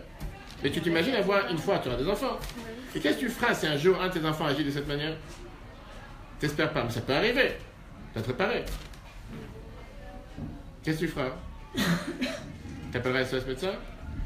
Non, tu peux, hein, si c'est une urgence, tu peux appeler. Qu'est-ce que tu comptes faire? T'es en train de bouillir sur ta chaise, t'as tout fait pour préparer cette belle table, t'as tout fait pour préparer les invités, et pour montrer tes enfants, et leur acheter un beau costume ou une belle robe, on va savoir. T'as tout fait pour mettre les choses en valeur, que tout se passe comme toi tu l'as imaginé. Et arrive le moment, le jour J, l'heure J, et tout d'un coup, tout part. Mais vraiment, t'as même pas pensé dans les plus pires rêves que ton enfant peut faire une telle chose. Faut essayer de le raisonner. Hein? Faut essayer de le raisonner. Toi, tu vas rester calme, tranquille, Non, sympa, non, bouge non. pas, Faut m'énerve essayer. pas. Dans un premier temps. Mais comment toi tu vas être? Je parle pas de lui, comment toi tu vas réagir? Tu vas pas bouillir? Ah si, c'est Tu vas pas sûr. sortir de tes gonds, comment on dit, tu vas pas C'est t'exploser? C'est sûr? Ah ça, je commence à parler à quelqu'un de normal. Non, jusqu'à présent, je pensais que tu n'étais pas... Et c'est ça que le Rabbi est en train de te dire ici. Peu importe ce que l'enfant il fait, c'est pas sur l'instant, et ça c'est par rapport à ce que tout le monde a dit tout à l'heure. Parce que tous ceux qui ont dit je vais lui parler, je vais lui poser des questions, c'est bien beau ce que vous dites, mais ça c'est dans le monde, dans la théorie. Là on est assis au Seder. Qu'est-ce que tu vas parler maintenant? Qu'est-ce que tu vas en train de faire? Qu'est-ce que tu vas le faire raisonner? Tu vas lui donner un cours? Tu as dit bon on fait pause, on met le Seder de côté, pendant ça vient on commence à discuter mon cher enfant, qu'est-ce qui se passe, qu'est-ce qui va pas, qu'est-ce que tu as dit la prof hier, quel examen tu as eu avant-hier? Non, c'est ça que tu vas faire maintenant? C'est ce que tu cherches à faire ce soir? Peut-être, il y en a certains qui vont le faire, mais le Seder ne va pas terminer à minuit ou 1h. Il va terminer à 7h du matin, va savoir. Et c'est va savoir si ça va aider. Viens, le rabbi précédent, il te dit, rappelle-toi d'une chose. Chaque enfant, c'est un enfant de Dieu. Chaque enfant, c'est un enfant qui est bon à l'intérieur. Cet enfant qui te paraît comme un mécréant, qui te paraît comme quelqu'un de mauvais, ce même enfant peut une demi-heure plus tôt s'être occupé de son petit frère, de sa petite sœur, avec la plus grande gentillesse possible. Oui ou non, ça peut arriver. Ou qui va aider ses parents. Ou des fois, il a la place de regarder son film ou de faire ce qui l'intéresse. Il va aller faire quelque chose qui ne montre pas ce qu'il est en train de faire maintenant. Ça se peut que maintenant, assis à table, il agit comme le plus grand dérangeant, perturbateur. Mais il a un tellement bon fond. La minute avant, il a pu aider quelqu'un qui est dans la détresse. La minute d'après, il va aider quelqu'un qui... Viens, dans le but précédent, il te dit, ça, c'est justement l'idée du rachat avec lequel on commence dans la Torah. Le rachat.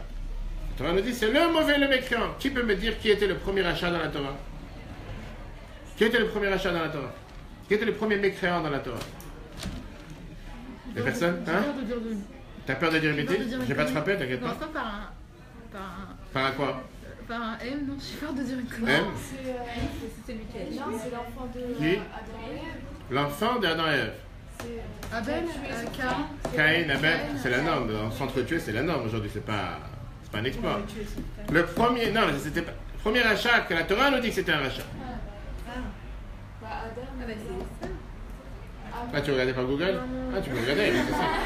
Il n'y a pas de souci, hein, t'es pas en examen, ça va, tu peux. Esav, t'as raison, Esav, le premier mécréant, la Torah nous dit que c'était un mécréant. Et qu'est-ce que la Torah nous dit? La fameuse phrase que la Torah nous dit que Yitzhak, son père, il aimait Esav. On parle du mécréant par excellence. Celui qui a cherché à tuer son frère. Et la Torah nous dit comme quoi il aimait. Parce que Esav était capable de regarder sur la photo générale. Il ne se focalisait pas sur le moment, sur ce que Esav représente ou pas. Ce même Esav qui chassait les femmes, qu'il allait détourner les femmes de leur mari. Ce même Esav que quand le Midrash nous dit qu'il était celui qui a fait subir et souffrir ses parents. Ce même Esav était quelqu'un que chaque soir se fatiguait pour respecter son père en lui amenant les meilleures grillades. Pas comme les Tunisiens qui préparent les grillades un mois avant et qui savent dire où ils vont manger comme. Chaque jour, il allait chasser un animal, il allait préparer les grillades pour préparer à manger à son père qui était aveugle. Et la Torah nous dit que Yitzhak, il avait une amour particulière envers ça. Maintenant, on comprend pourquoi dans la Haggadah, on nous dit que si jamais on lui dit à ce rachat, si tu aurais été là-bas, tu n'aurais pas été libéré. La Haggadah vient nous dire que seulement en Égypte, tu n'aurais pas été libéré. Mais après qu'on a reçu la Torah, un juif, par définition, il est bon. Ça n'existe pas de ne pas être libéré. La preuve, c'est qu'il est assis à table. Et comme le rabbi disait chaque année, à part les 4 fils qui sont assis à table avec toutes leurs différences, on sait combien on doit s'inquiéter au 5e fils. Celui qui ne sait même pas que c'est le soir de Seder ce soir. Celui qui ne sait même pas que c'est Pessah ce soir. À lui, on doit s'inquiéter et s'intéresser pour le faire venir. Le rachat, avec tous ses défauts, il est là à table. Il faut bien quelqu'un qui rend l'atmosphère un peu vivante. Imaginez-vous un soir de Seder comme l'atmosphère ici, tout le monde mort, personne parle. C'est déprimant. On a besoin d'un enfant qui vient et qui fait un peu, qui met un peu, je sais pas, un peu de vie, un peu de vitalité, un peu d'ambiance. Surtout qu'on n'a pas d'orchestre, qu'on n'a pas de musique, qu'on n'a pas de chanson. On a besoin d'un enfant qui met. Imaginez-vous un Seder où tout le monde est assis sans bouger carré. Dans l'idéal. T'imagines un Seder pareil? C'est ce que tu passes tous les ans? C'est triste, hein? C'est malheureux. Tu pleures des fois les Seder? Ah d'accord. Non, parce que si il y a des calmants, des fois tu peux prendre. Et c'est ce qu'on regarde dans le chiffre 3. Regardez comment le rabbi nous dit ça dans ses mots. L'Agmara nous dit qu'un même un juif qui a fauté Israël ou c'est un juif. N'importe quelle situation dans laquelle le juif se trouve, on doit savoir que il a le point juif à l'intérieur de lui. Et c'est ça qui dit mon beau-père, le rabbi précédent, les mots un chacham et un racha, que dans chacun il y a le nekudat ha'echad, il y a le point 1. C'est le point 1, on parle de Dieu. Et c'est pour ça qu'on ne peut pas dire qu'on le repousse, bien au contraire. On doit lui dire que seulement là-bas, il n'aurait pas été sorti, mais sinon, s'il aurait été avec nous, une fois qu'on a reçu la Torah, il doit forcément sortir, il va pouvoir forcément sortir. Ok. Maintenant, on arrive à la suite. Et ça, c'est ce qu'on a dit tout à l'heure par rapport à notre deuxième personnage qui nous intrigue. Après le rachat, c'est qui? On est allé dans l'ordre chronique. Dans la chronologie des enfants du plus pire au meilleur, c'était qui celui qui venait après le rachat? Non, dans la Torah. Bravo. T'es là, t'es encore là, tu nous as quittés. T'es devenu l'enfant rebelle, D'accord. Celui qui ne s'est pas posé de question. Celui qui ne s'est pas posé de question, la Torah nous dit, il est urgence numéro 2. Tu vois qu'on a passé les urgences avec le premier. On l'a mis à sa place, comme on l'a dit tout à l'heure. Comment comprendre, et comment le faire comprendre qu'au contraire, pas seulement qu'on n'est pas en train de le repousser, qu'on est tellement content qu'il soit là, et heureusement qu'il est là, exactement comme elle a répondu tout à l'heure Laura. On passe maintenant à celui que la Torah nous dit. Celui qui te pose cette question, c'est à toi de commencer à parler avec lui, à toi de commencer à agir envers lui. Viens, la Torah te dit, sache une chose. Tu ne peux pas attendre qu'il pose des questions. Pourquoi? Tu dois tout faire pour l'attirer, tu dois tout faire pour l'intéresser. Ça n'a jamais existé un enfant qui n'est pas intéressé à écouter une belle histoire. Ça n'a jamais existé un enfant qui n'est pas émotionné quand tu vas lui raconter une histoire qui va l'attirer. Rends le judaïsme intéressant. Fais en sorte que ça lui parle. Pas juste comme un robot, un rituel. Maintenant, il faut lever le plateau. Maintenant, il faut verser le verre. Mais quelque chose qui lui parle. Et la meilleure chose, c'est de lui raconter ta vie personnelle. Lui raconter un exemple perso de ce qui te comporte, de ce qui est dans ta vie personnelle. Pas quelque chose qui est totalement abstrait, qui n'a aucun rapport avec lui. Nos ancêtres sont sortis d'Égypte, nos arrière-grands-pères ont construit des pyramides. Et alors, qu'est-ce que j'en ai à faire? C'est la raison pour laquelle, comme on l'a dit tout à l'heure, la Torah, elle change tout d'un coup. Elle parle plus au langage pluriel. Et elle commence à dire quand on parle de cet enfant, c'est pour ça que Dieu m'a fait sortir d'Égypte. C'est moi que je parle. Je ne parle pas ici de quelque chose qui est totalement excentré, qui n'a rien à voir avec nous. La Haggadah, elle vient nous dire, aujourd'hui, nous sommes plus des agents techniques. Pas la propreté de Paris, mais du judaïsme. On fait les choses parce qu'il faut les faire. On amène un enfant à la synagogue, on amène un enfant à la table du Seder, on lui dit, ce soir, c'est le Seder, tu as intérêt à faire telle et telle chose. Ou c'est comme ça qu'il faut faire, on ne pose pas de questions. On peut obliger n'importe qui à faire n'importe quoi. Mais on ne pourra jamais obliger qui que ce soit à aimer toute chose. Tu pourras forcer un enfant 1 an, 2 ans, 5 ans, 10 ans, 15 ans, 20 ans. Faut faire le Seder. C'est qu'il faut jeûner. Faut manger la matzah. Faut manger le maror. Faut boire les 4 verres. C'est magnifique. Et il va le faire, ou il a peur, ou il n'a pas peur, ou parce qu'il ne veut pas se sentir excentré. Il va le faire. Mais est-ce qu'il va aimer ce qu'il fait? Est-ce qu'il va être à l'intérieur? Viens, la Torah, elle te dit que l'éducation, par la définition même de qu'est-ce que ça veut dire éduquer un enfant, c'est le faire aimer ce qu'il fait. Ne pas le faire faire les choses comme un robot parce qu'il faut les faire. Peut-être qu'il va les faire. Tu dois mettre beaucoup plus d'imagination, de créativité, de pensée pour pouvoir faire en sorte que ça lui parle. Il n'est pas en train de faire quelque chose parce qu'il faut faire. Bien sûr qu'il va le faire parce qu'il faut faire. Mais qu'est-ce que tu auras gagné? Tu auras gagné qu'il va le faire maintenant et que demain il va se dire bon débarras. J'ai des choses plus intéressantes à faire dans la vie. Qu'est-ce que ça veut dire concrètement? Comme j'ai dit tout à l'heure, on se prépare tellement au soir du Seder. Que ce soit dans les maisons où ils cuisinent, où ils préparent avec les différents plats, différents invités, différents habits. Mais la Torah, elle n'arrête pas de te dire, même dans la Haggadah, une autre phrase qui est mentionnée dans la Haggadah, Filu kulanu chachamim, même si nous sommes tous intelligents, kulanu nevonim, nous sommes tous des gens pieux, mitzvah aleinu le saper b'yetziat Mitzrayim. La Torah, elle te dit, tu as un devoir de raconter comme une histoire l'histoire de la sortie d'Égypte. Et bien le Rabbi t'explique, c'est ça la raison pourquoi, quand on commence avec l'enfant qui ne sait pas poser de questions, on le dit, c'est pour moi que Dieu m'a fait sortir d'Égypte. Pas comme pour les autres enfants, que Dieu nous a fait sortir. Mais là, on parle en langage singulier. Pourquoi? Parce que ça devient une affaire personnelle. Et quand un parent, il parle d'une affaire personnelle à un enfant, ça lui parle forcément beaucoup plus que si c'est quelque chose qui est totalement déconnecté. Parce qu'il y a 3000 ans, tes arrière-grands-pères, si tu les as connus, si tu sais même pas, si tu n'as même pas une photo pour savoir, ils avaient construit une pyramide, ils étaient esclaves, les malheureux, les pauvres, ils n'avaient pas quoi manger, et après ils sont sortis. Qu'est-ce que ça me parle pour moi aujourd'hui en 2017? Quand tu lui dis, c'est mon histoire, c'est moi qui dois sortir d'Égypte aujourd'hui. C'est à moi de sortir. Automatiquement, cet enfant il dit c'est vrai. Si mes parents ne seraient pas sortis d'Égypte, je n'aurais pas été là aujourd'hui. Pas mes arrière-grands-parents, mais à moi-même, je pars. Automatiquement, c'est totalement différent. Regardez la phrase qu'on m'a mis dans le 4, là, mon dernier paragraphe. Aben Shein Shoel, l'enfant qui ne demande pas de questions. Lui, il ne comprend pas ce que tu es en train de lui dire, que Dieu nous a fait sortir d'Égypte d'en haut. Que Dieu nous a fait sortir d'Égypte. Itot Tzrichim Medaber, avec lui, on doit parler à Al-Kar sur le fait que toi, tu dois sortir d'Égypte. C'est pour ça qu'on lui dit que Dieu, il a fait lit pour moi, comme moi, je suis sorti. Qu'est-ce que ça veut dire, Ad Petachlo? Qu'est-ce que ça veut dire, tu dois lui ouvrir la bouche? Pas avec des pincettes ou avec des fourchettes, des différents éléments, hein? Vas-y. Des fourchettes, n'importe quel autre. Ou bien le masque de dentiste, tu vas savoir, c'est pas ça qu'on parle. Le train de te dire, tu dois l'ouvrir la porte, le chemin, les tièdes, Mitzrayim pour sortir d'Égypte de manière personnelle. Par ça que tu les racontes avec largesse, sur Pessah, qui fait sortir l'homme de ses limites, Al-Koch Hashel Haïmouna, la force de la foi en Dieu, qui est élevée de toutes les limites du cerveau. Automatiquement, il va être amer, il va se dire, j'aurais voulu sortir d'Égypte. Moi aussi, j'ai envie de sortir de mes limites. Moi aussi, j'ai envie de sortir de mes barrières. Et il va sortir de ses barrières, si ça le touche personnellement. Mais si c'est quelque chose qui est totalement déconnecté, mais qu'est-ce que tu prends la tête? Après le deuxième verre, il dit, laisse-moi tranquille. Avant d'arriver au cours, j'ai quelqu'un qui m'a appelé, il m'a dit, j'ai des invités au CEDER cette année. C'est des gens qui ne sont pas encore pratiquants religieux, et lui, c'est quelqu'un qui est pratiquant. Il me dit, mais comment je vais faire pour les intéresser au CEDER? Imaginez-vous un instant un non-juif. Je ne sais pas s'il y a des non-juifs ici, mais ils sont bienvenus. Des gens qui n'ont jamais vu c'est quoi un CEDER de Pessah. Viens dans la maison chez, comment tu t'appelles, j'ai oublié? Cindy. Elle a invité toutes ses copines, université, classe, juifs, non-juifs, pas de différence, elle n'est pas raciste, elle invite tout le monde. Mes parents, ils sont pas non-juifs, mais ils n'ont jamais fait un CEDER. Eh bien, au contraire, il n'y a pas de Mais ils sont souci. pas pratiquants. Mais c'est pas grave, ce soir, cette année, tu vas faire le CEDER, tu vas voir. Tu vas ce soir, cette année, sur le CEDER quelque part?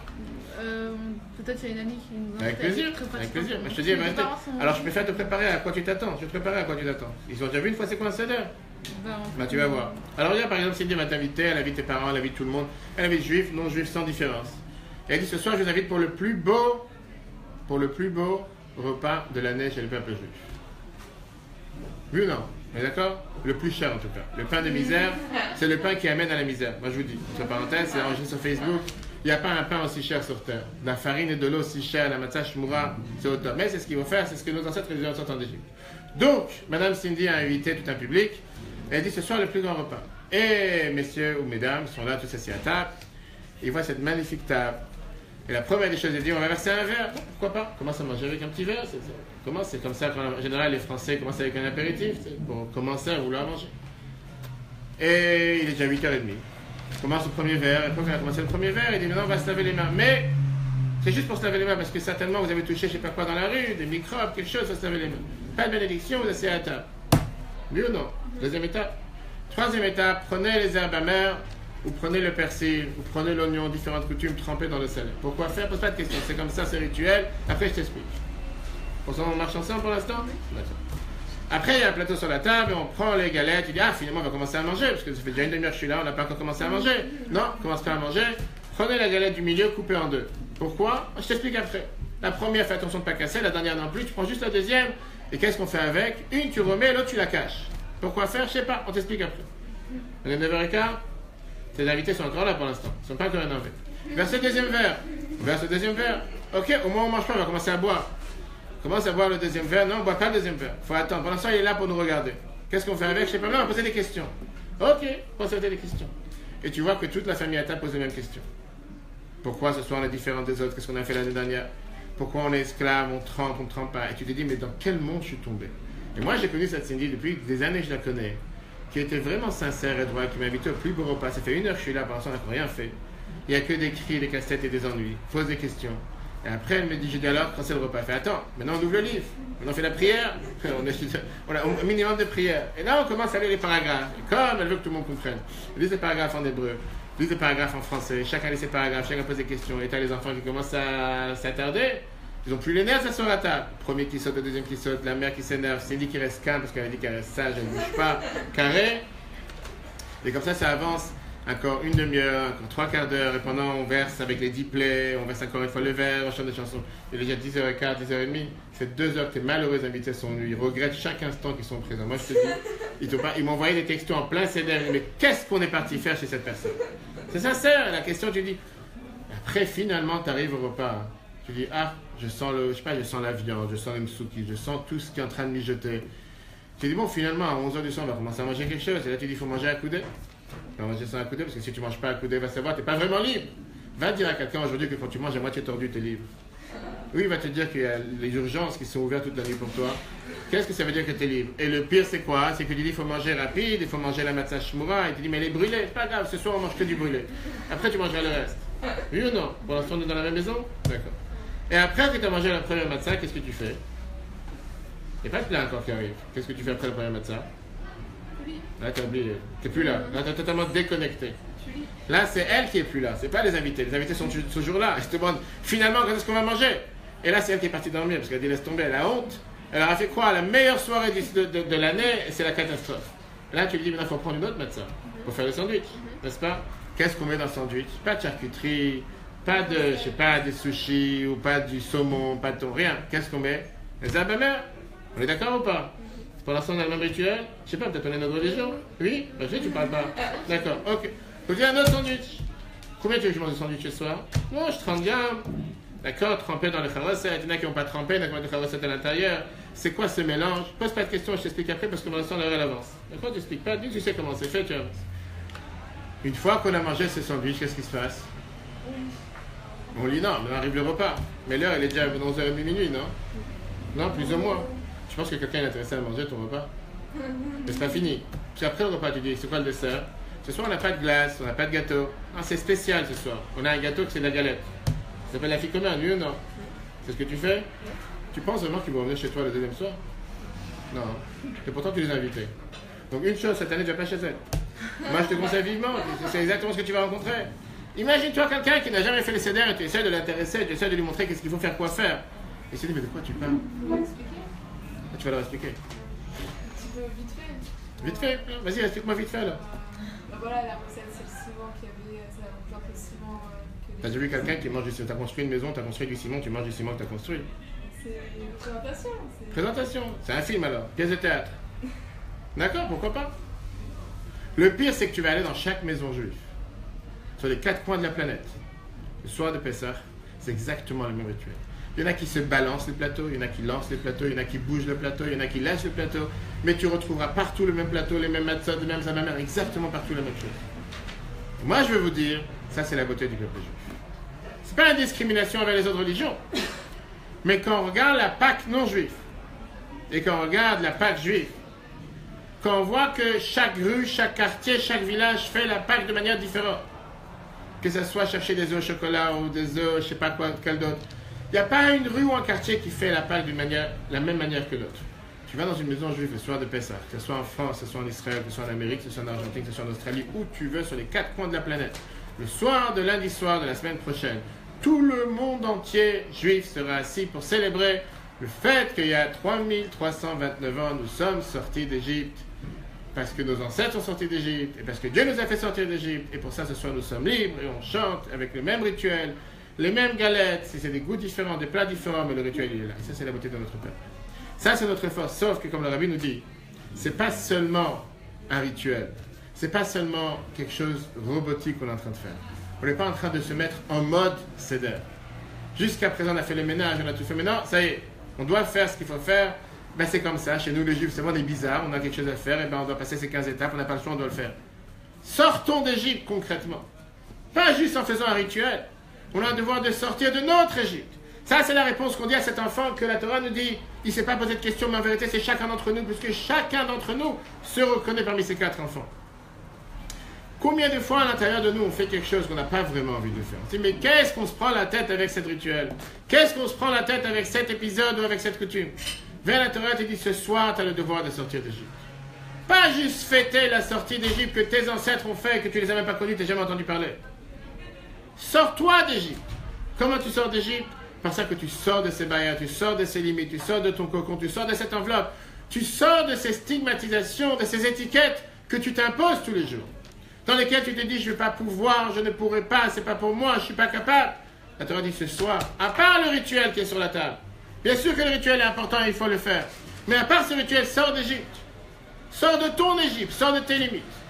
Pourquoi? Parce que en Égypte, un peuple que 210 ans était esclave sans jamais pouvoir sortir. Pas une seule personne pouvait s'enfuir d'Égypte. En un instant, en un clic de doigt, le peuple juif, des millions de personnes sont sortis, sont devenus le peuple élu, le peuple choisi. Si pour eux c'était possible, pour chacun de nous c'est possible. Tout à l'heure j'ai rencontré un juif, dans un garage, j'avais la voiture, j'ai donné la matzah et il me dit Ravama, la vérité c'est la catastrophe, le pays il part dans les cacahuètes. Il a vu le débat hier soir, je sais pas, il a été traumatisé, il est resté trop tard. J'ai dit mais pourquoi tu parles comme ça? Avec des Pessah c'est comme ça que tu parles. Il fait non c'est fini, il n'y a vraiment pas d'espoir. Je fais tu sais quoi, toi vivant? Tu vas chercher ailleurs. C'est si pessimiste. Je sais tu réfléchis à ce que tu es en train de dire. La fête de Pessah te montre comme quoi 210 ans le peuple juif qui n'était pas encore un peuple était esclave, était soumis, n'avait aucune propre volonté, n'était même pas capable de sortir de cette Égypte, même s'ils auraient voulu se révolter. En un instant, Dieu a pris ce peuple de quelques millions de personnes et l'a transformé en peuple élu, le peuple choisi, le peuple libre. Et c'est la raison pour laquelle on fait ce rituel le soir de Pessah ce soir, le soir de Pessah. Pour nous rappeler comme quoi ce n'est pas une histoire du passé, mais une histoire du présent. C'est pour ça que l'Agmara nous dit Bechol Davador, Chayav Adam Lirot et Atzmo. Chaque génération doit se voir, pas seulement Keilou Yatsam et Mitzrayim, comme si on est sorti d'Égypte au passé, mais Keilou Ayom Yatsam et Mitzrayim, comme si aujourd'hui on sort d'Égypte. Parce qu'effectivement, si tu es assis le soir de Pesach à table, et tu t'embêtes plus qu'autre chose à manger tes herbes amères, et à manger ta matzah, et à manger tes épinards, et à manger ton persil, tu te dis, mais qu'est-ce que je me prends la tête avec ces rituels? Ne fais pas ces rituels.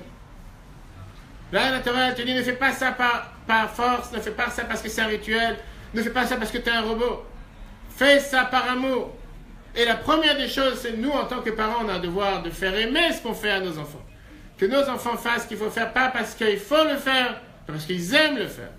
Et quand ils le font par amour, automatiquement, ils le font de manière différente. Ça vient avec une dernière histoire. Ça montre comment le rabbi, il a, dans l'exemple de l'éducation qu'on vient de voir, il y avait environ il y a une centaine d'années, quand les Juifs ont commencé à déménager en Amérique, il y avait les années des pogroms, il y avait les années difficiles, il y avait les guerres mondiales.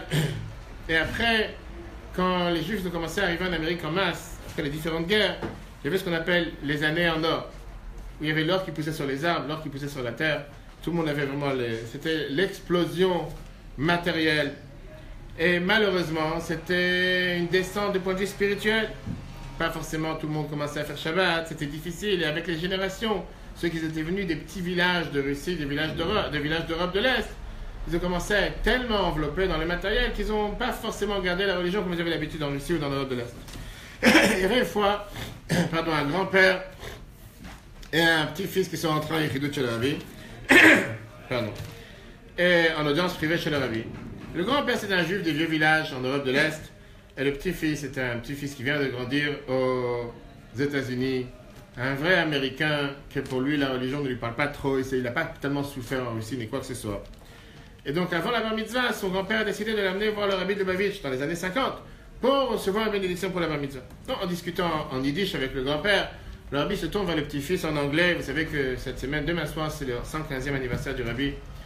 Combien on ne peut pas s'imaginer le monde sans cette révolution à niveau planétaire que le rabbi a fait depuis 70 ans. On ne peut pas s'imaginer qu'est-ce qu'on aurait eu, comment le monde juif aurait eu l'air aujourd'hui si on n'aurait pas eu le rabbi dans notre génération. Rien que le travail des étudiants, par exemple, mais n'importe quel 4 coins de la planète où on va visiter aujourd'hui, on a un Betrabat, on a une maison juive, tout ça c'est grâce au rabbi.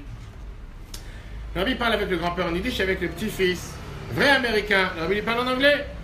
Et le rabbi dit, dis-moi quelque chose. Est-ce que tu aimes le sport? Quel enfant va dire qu'il n'aime pas le sport? Même un enfant qui ne fait jamais du sport, il va aimer. Hop. Il dit, bien sûr j'aime le sport. Quel sport tu aimes? Fais le baseball. C'est quoi le baseball? C'est le football américain. Oui, tu joues au baseball? Jamais, pourquoi? Ah, tu sais pas, avec le football tu joues? Non. Il y a des équipes de filles pourtant. Oh, d'accord, ok. Et donc le rabbi lui dit, est-ce que tu vas voir des fois des compétitions de baseball? Cet enfant. Là, imaginez-vous le film, c'est le rabbi de Lubavitch. Dans son bureau, il parle avec un enfant américain très classe. Il a toutes les casquettes qu'il faut. Et il a tous les, pas seulement les t-shirts, il a tous les étiquettes. Il dit, bien sûr que je joue. Le rabbi lui dit, alors dis-moi, qui est le team, qui est l'équipe qui gagne toujours?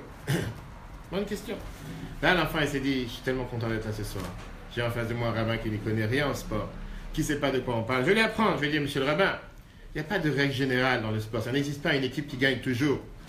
Celui qui joue le mieux, c'est celui qui gagne. Et on l'a vu récemment avec certaines équipes, il ne faut pas les nommer ici, que des fois on peut imaginer qu'ils sont les meilleurs et c'est la catastrophe. Le rabbi le regarde avec un grand sourire et le rabbi lui dit, si c'est comme ça, dans ton cœur, tu as exactement la même chose. Il y a deux joueurs. Il y a le bon penchant et le mauvais penchant. Chacun, il essaie de tirer la corde de son côté. Mais rappelle-toi une chose, et c'est un message que toi-même tu viens de me dire. Il n'y a pas de règle générale dans les sports. Celui qui joue le mieux, c'est celui qui gagne.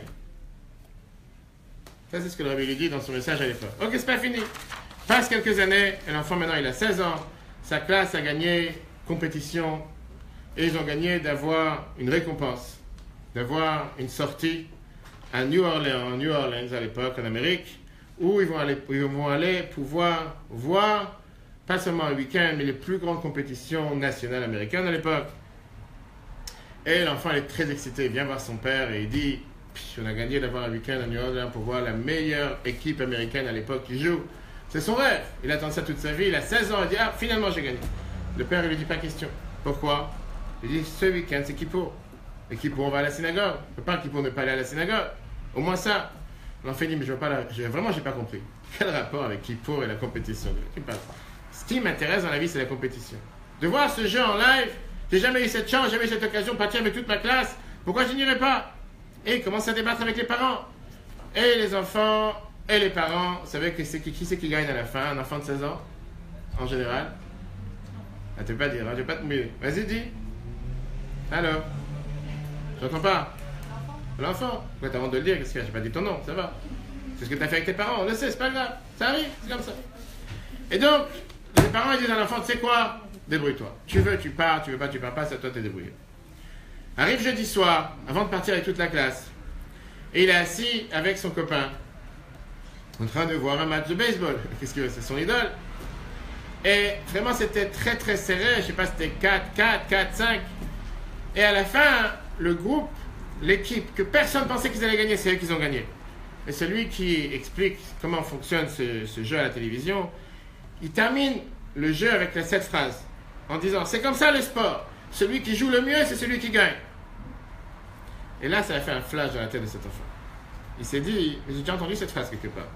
Il s'est rappelé qu'il y a 3 ans, quand il était bar mitzvah, il était dans le bureau du rabbi. Et le rabbi lui avait dit, rappelle-toi que tu es dans une guerre quotidienne entre tes deux penchants. Et celui qui joue le mieux, c'est celui qui gagne. Mais ici, c'est comme ça, je décide, je pars pas. Et il n'est pas parti au jeu, il a préféré rester Kippour avec ses parents pour prier à la synagogue. Qu'est-ce que le rabbi a voulu lui montrer? Le rabbi n'a pas essayé à un instant de montrer à cet enfant, c'est Kippour. Mon fils, comment tu vas? Kippour, tu vas aller voir le jeu. Tu veux pas faire une chose pareille? Si à l'époque, c'était pas encore l'histoire de Kippour. Le rabbi a essayé de prendre quelque chose qui intéresse l'enfant. Quelque chose qui parle à l'enfant. Quelque chose qui est de son être. Cet enfant, tu vas lui expliquer, c'est le seder ce soir, il faut s'asseoir, il faut faire. Oui, on est à l'heure, il va faire. Est-ce qu'il va aimer ce qu'il fait? Pas forcément. il a montré à cet enfant comme quoi, dans ce que tu aimes faire, regarde le point positif. Regarde ce qui est pas seulement la directive qui va te guider toute ta vie. Par rapport au sport, c'est toi qui m'as dit cette phrase. Cet enfant pensait que lui, il allait apprendre quelque chose au rabbi. C'est ce qu'il lui a dit. Que dans le sport, c'est celui qui joue, mais c'est celui qui gagne. Le rabbi lui a montré, il a montré à chacun d'entre nous comment nous devons agir avec nos enfants. Qu'on ne fasse pas les choses parce qu'il faut. Parce que, cher, à ce moment-là, on aura les grandes grillades, pas la veille de Pessah pour les Tunisiens, mais le soir de Pessah, parce qu'on sait qu'on ne mange pas des grillades le soir de Pessah pour ne pas faire quelque chose qui ressemble au temps du temple. Mais quand ma chère sera là, le sacrifice de l'année pascale, ce serait des grillades. Je ne pense pas que c'est ça qu'on attend ma chère pour manger des grillades.